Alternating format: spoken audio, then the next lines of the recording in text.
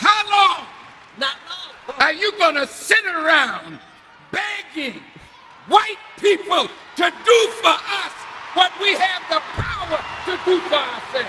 Our unity is more powerful than an atomic or hydrogen bomb. That's the one thing we have never tried. Hello brothers and sisters, I really hope you're all doing fine from wherever you're watching me from now. Louis Farrakhan is calling out white America for the oppression, systematic racism, and all the manner of bad things that were directed to the black community. Now, he reminds the black community that this is the time to unite and not to fight each other. He also reminds the world that God of Africa is avenging for the black community for all the oppression and atrocities that were done to them. Let's watch this video, then have a really quick discussion at the end of it. Thank you so much.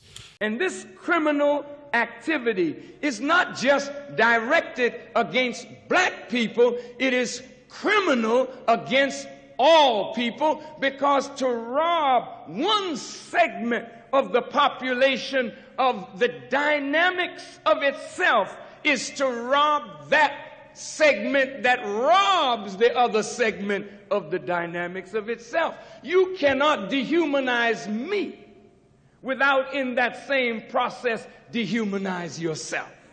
So when you take away from a people their whole history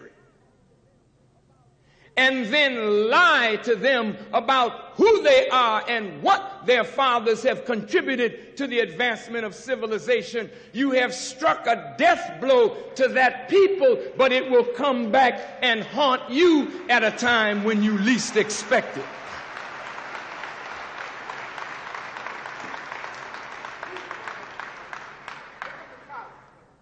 A black man by the name of Carter G. Woodson, a man that we as black people should honor and respect.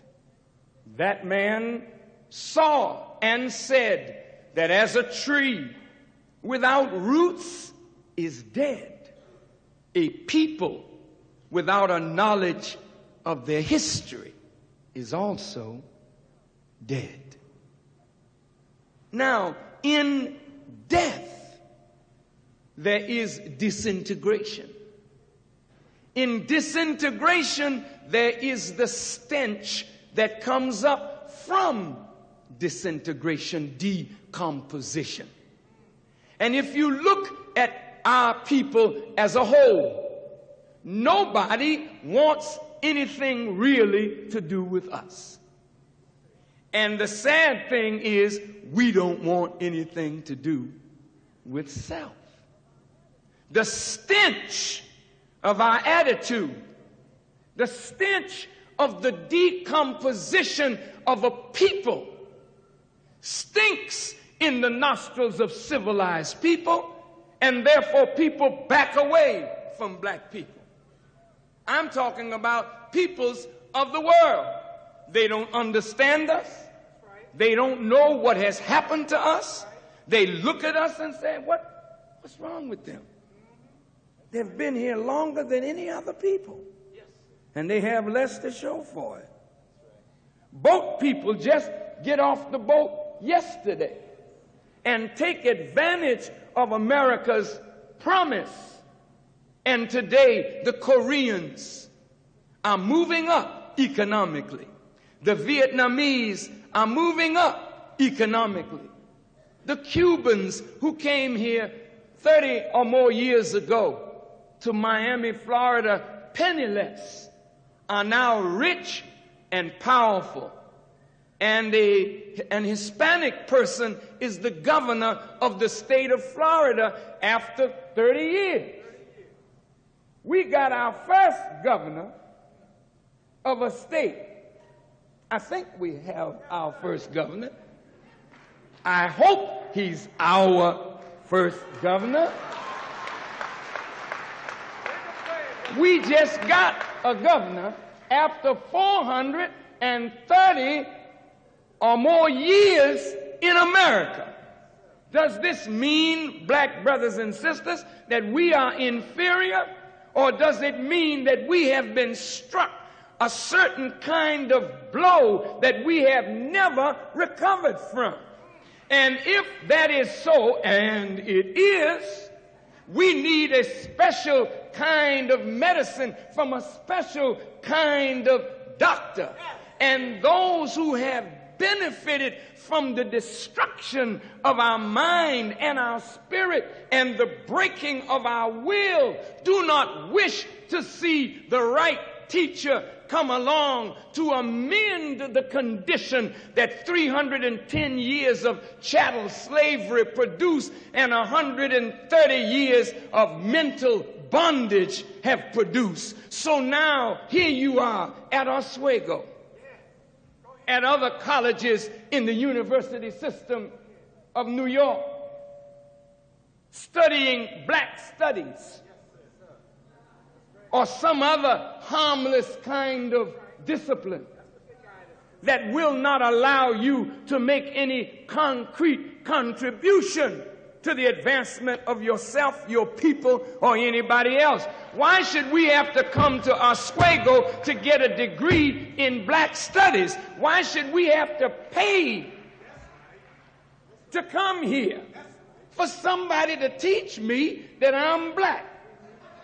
Or for somebody to give me studies in blackness, knowing that when I get my Bachelor of Arts in black studies and leave here, all I have is something like when you got a tire that goes flat and you don't fix the flat, you just put air in it, knowing that when you fill it up with air, it still has a slow leak. And here you are coming out of these universities thinking that you have a degree that is useful and what you've paid for.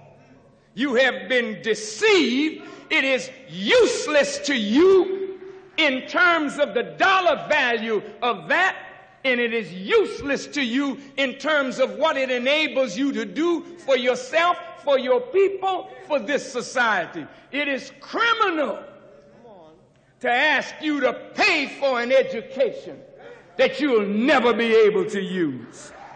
I charge the educational system of America with criminal commission and criminal omission. Let me go on. Listen, what would you think of a car dealer that sold you a beautiful looking car? You made the down payment and they told you, I'm sorry, no time payment. You got to pay for this car. And you can't drive it away until you pay for it. You like the way the car looks. You bought into the car, you paid for the car, took you 4 years. And then when it came time to drive the car away, the car salesperson keeps the key. That's what is being done to you. Not only you black, but you Caucasian.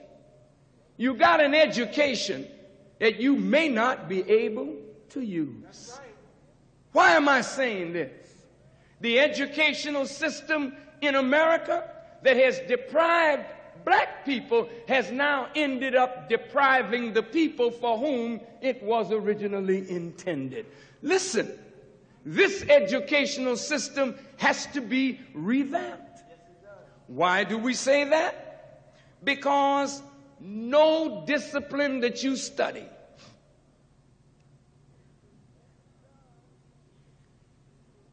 does the author of that discipline state that they have absolute knowledge of that discipline. Their knowledge of that discipline is at best faulty. So to say that this is psychology, this is sociology, This is astronomy. This is chemistry. This is physics. This is architecture. This is medicine. This is law. But you don't give the students the mind to stand on top of those who have advanced that discipline, that they may see beyond their teachers, to continue to evolve that discipline toward the absolute. Then if the students don't see beyond their teachers, then the students become enslaved to a faulty knowledge. And as time moves on, and minds like the locks indoors change with time, the old key that worked yesterday won't work today. The old knowledge of yesterday is no good necessarily in today's complex world environment. And so, unless you professors go back to school yourself, unless you who teach get away from the arrogance of your doctorate degree, unless you understand that when they conferred on you a doctorate degree, that did not mean that you were actually a doctor. Listen to me. If you are in fact a doctor of sociology, we live in a sick society, doctor. Heal it.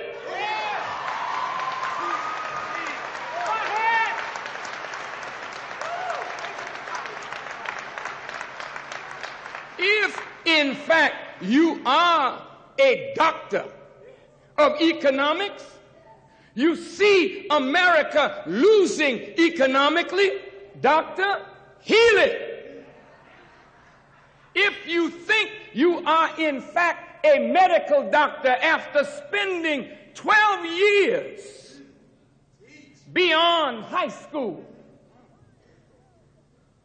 then why is America filled with so much disease? More hospitals than any other country, more disease than any other country, people dying like flies from a simple thing as a cigarette, and the doctor can't stop smoking. The doctor dies at the same pace as his patients. So, doctor, Jesus said, physician, heal yourself. All the doctors need a doctor. Yes, sir. Say that. Come on. If you think that I'm being smart, look at the condition of the society. The condition of the society is a bearer of witness against your knowledge. If you knew ecology, if you knew real economics, how come you're having a problem with garbage, but God has never had a problem with whatever dies and falls to the earth? He already has figured something for that thing, that it never creates an ecological mess. But not you. In your arrogance, you say you know, but you don't know. And you're too arrogant to admit that your doctorate degree has not qualified you to cope with the complex problems of this day's world. Yeah.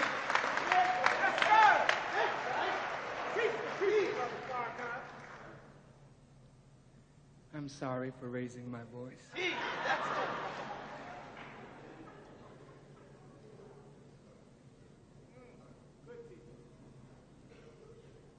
Let's talk about the theologians. I'm in school of theology. Yes. I'm studying all about God. Very good. Very good. Poor Mr. Bush. He's down in Cartagena talking to the president of Peru, Bolivia, and Colombia. We've got to stop the drug problem. It's marvelous, Mr. Bush.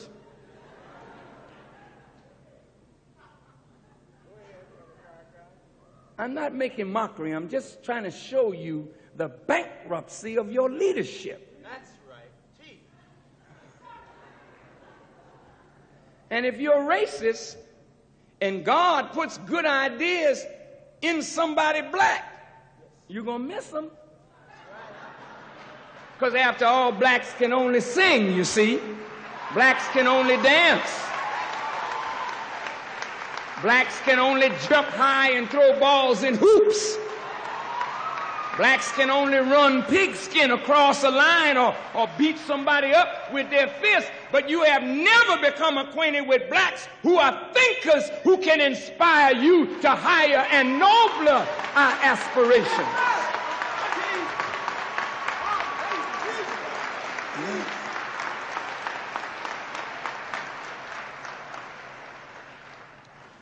And the more I talk to you, the less you're going to see race.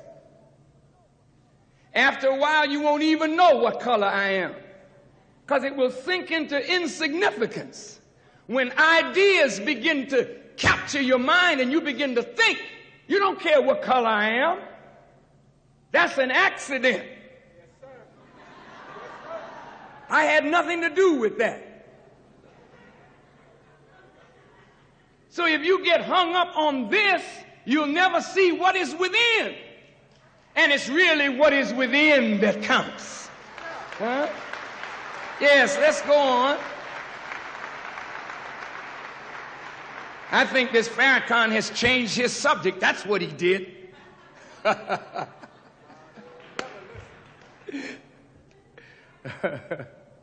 They're saying he fixed up a special kind of subject for Oswego. I don't have one note in front of me. I don't teach from notes. I teach from the heart to the heart.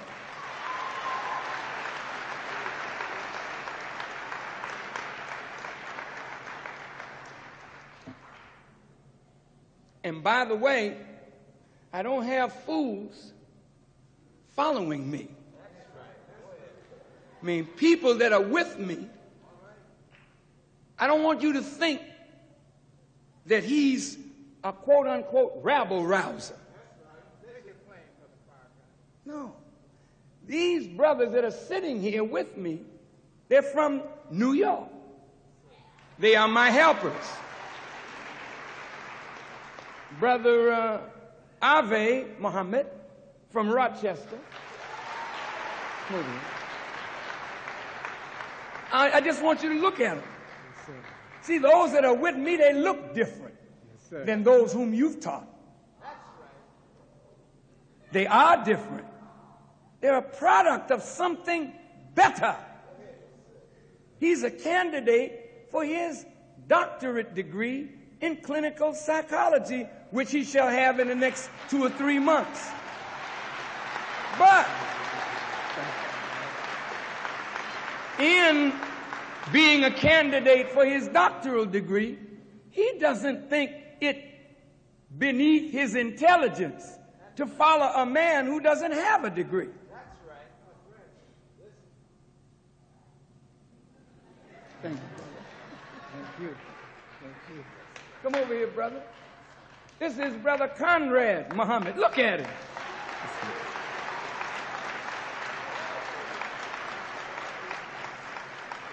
He's a few hours away from his bachelor's. He is helping me in the ministry. And everywhere he goes, he electrifies those who hear him. Huh? And he's going to go on and get your degree, but he has something to complement that degree, to make the degree that he is achieving useful to him and his people and to the society. That's the difference. Thank you. Come over here, brother. This is the minister in Buffalo. He has his bachelor's degree and sometime toward a master degree, but he doesn't think it beneath his dignity to walk with a brother who has no degree. That's right. I don't have any letters. Sorry about that. But the scripture says of Jesus, how come this man having not letters is learned? And if I present to you scholarship tonight without notes, I ain't trying to fiddle and find something. I'm full of it to give to you. Then you go home and ask, what kind of teacher did I have that makes a student like me, and none of this can compare with what my teacher made? I'm telling you, you need to review your educational system. It was the best in the world, but it's not now. It's not now. Here's our minister in Syracuse, Minister Muhammad. He graduated from the state university system here in New York, but he's helping Brother Farrakhan to awaken our people, to transform their lives, to clean them up, to give them that which will make us self-respecting, enabling us to command and demand the respect of others. These are the kinds of young men that the teachings of the Honorable Elijah Muhammad produce. I think that before this night is over, you will have to rethink your position. He's a bigot. He's a racist. He's an anti-Semite. Shame on you for such cheap language. No, I will explain all of those words and show you, brothers and sisters, that we are not that. And therefore, these kinds of words have to be dropped. You have to learn to describe me for what I am. That's right. Now, getting back to education, it is from two Latin words, educo. Duco meaning to lead, and the prefix e means out or out from. When a person is truly educated, they are led out from darkness into light, from ignorance into knowledge, from weakness into strength. When a person is truly educated, the human being who is the greatest of all of God's creation, the human being, the greatest of God's creation. God so loved human beings till he makes human beings in his own image and after his own likeness. God respects human beings, that he gives human beings the ultimate choice. He forces the sun to bow, and the sun can't do anything but bow. The planets can't do anything but bow. The insects, the animals can't do anything but submit to the law under which they were created. But human beings, even though we are born into the world knowing nothing, we still have the will ultimately to say to God, I don't choose to obey you. I choose to disobey.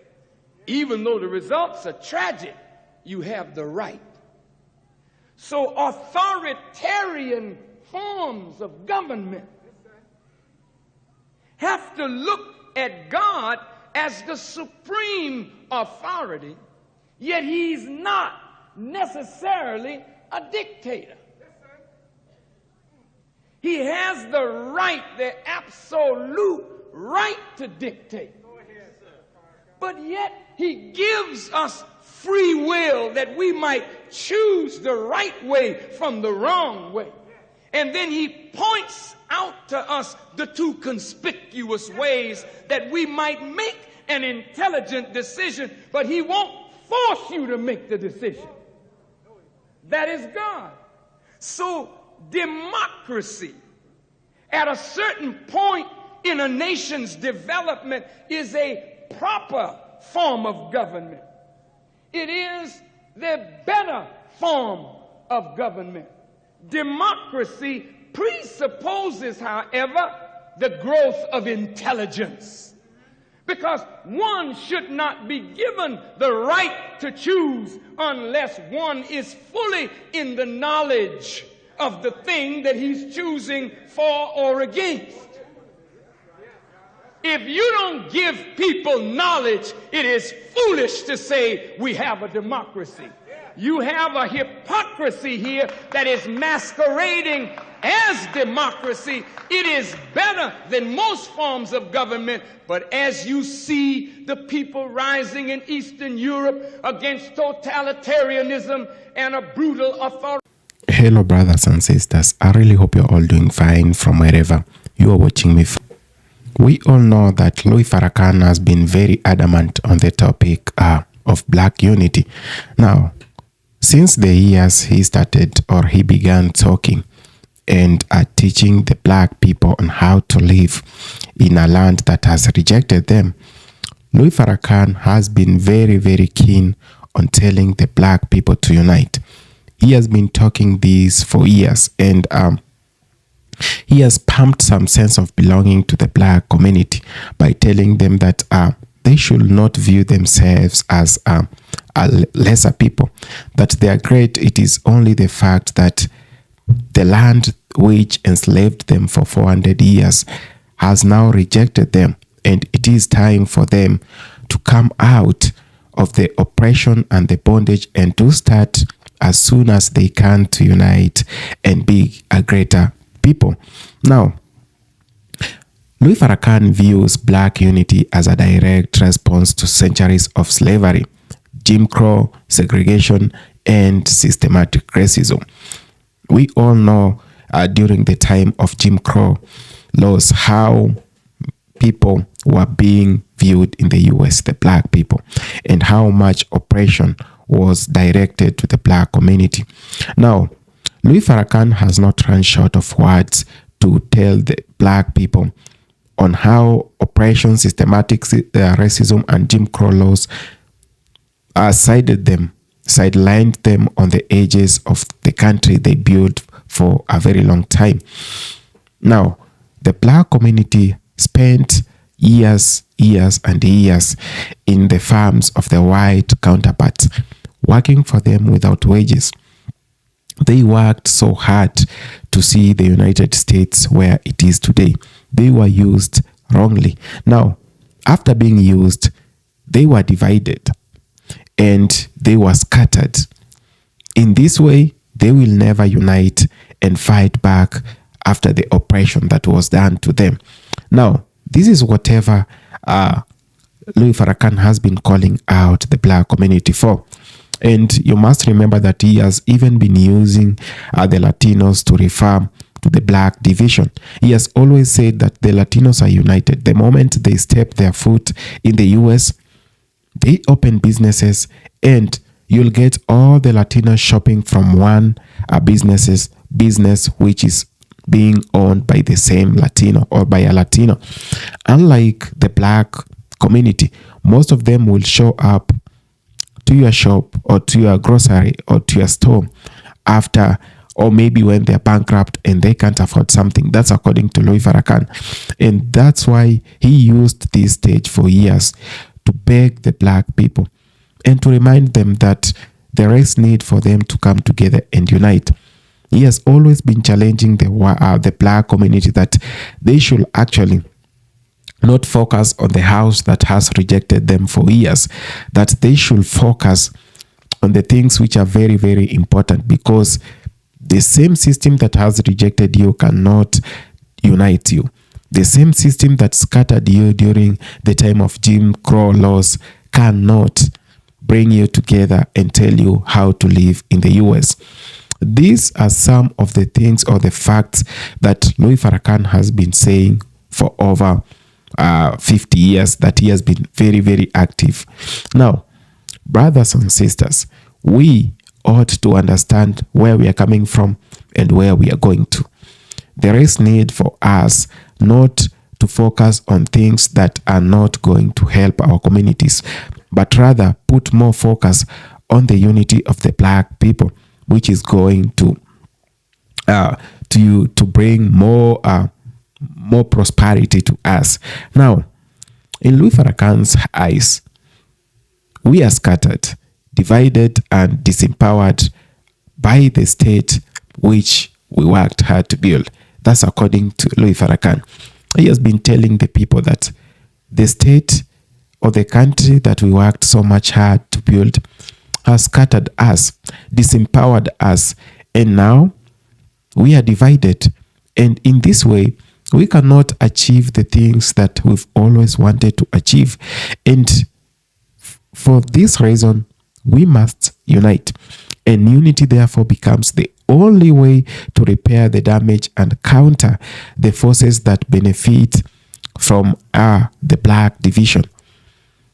Brothers and sisters, lest we forget that this is the time we should realize that unity is more advantageous to us than it is to anyone else. And no one else wants you to unite than your brothers and sisters.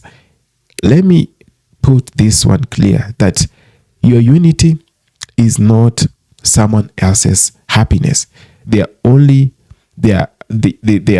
happy when you are divided. And the fact that you keep on dividing yourself, you cannot rise. This is whatever has made them to continue being great. The fact that we cannot come together as the people and realize that us being divided is whatever is causing all these problems. We must open our minds, we must open our eyes, and we must listen so carefully and see from the afar distant. Louis Farrakhan has used the Nation of Islam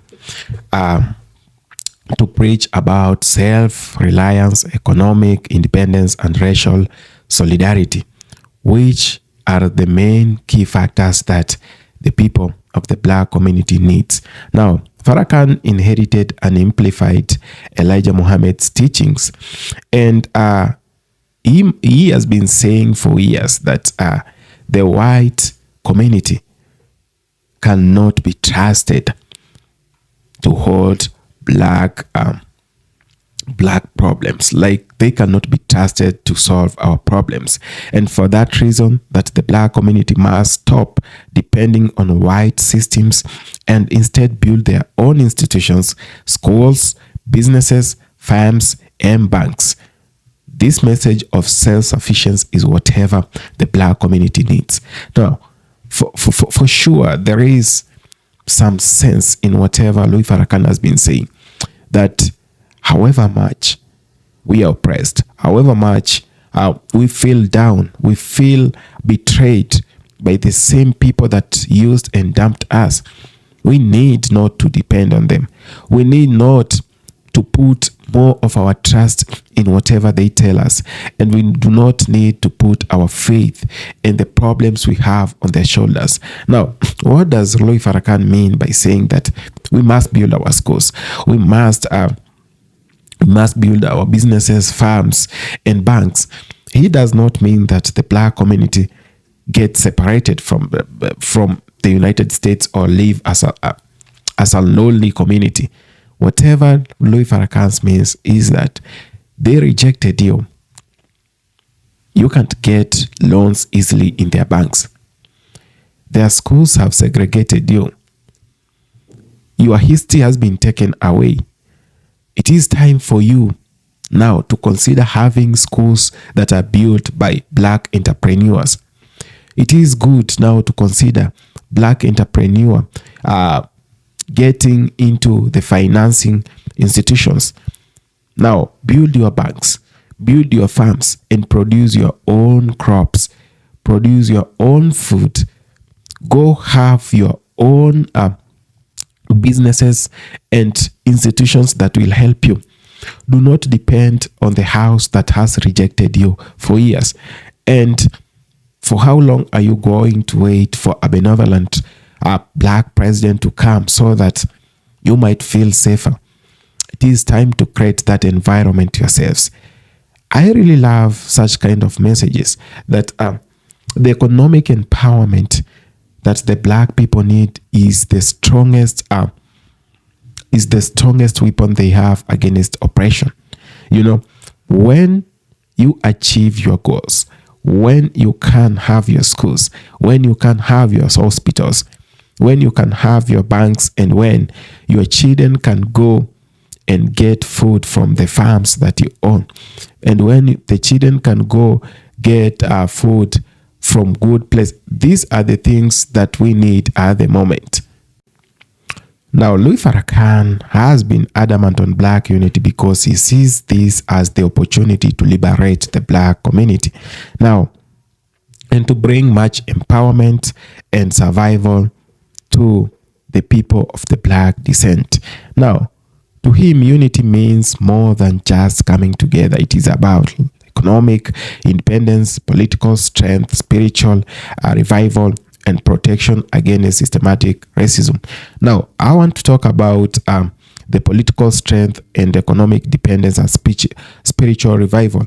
Now, spiritual renewal or revival, as you may want to call it, Louis Farrakhan has been arguing out that after you are taken to the land of where you are being oppressed, after the black people were enslaved for 400 years, they were stripped of their culture, stripped of their religion and everything, and even their history. They were taught a history which was not theirs, and their history was stolen. Now, later on, a religion was introduced to you which was not yours. This is according to Louis Farrakhan. Now, he went ahead and says that you need to reconnect with your culture. You need to reconnect with your religion back at home. You need to reconnect with the people that you left back in the village or in Africa. That it is very important for you to reconnect with Mother Africa, because this is where you belong. And this is where everything that was taken away from you can be regained. Now, he has been talking about political strength. He has said that we have black people in power who don't have real power. We've had we've elected a black president before. He did not have that power. He went and served white interest.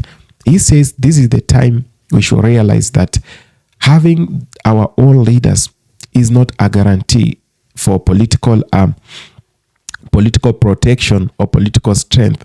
It is the fact that we have leaders who we can hold accountable for a very long time.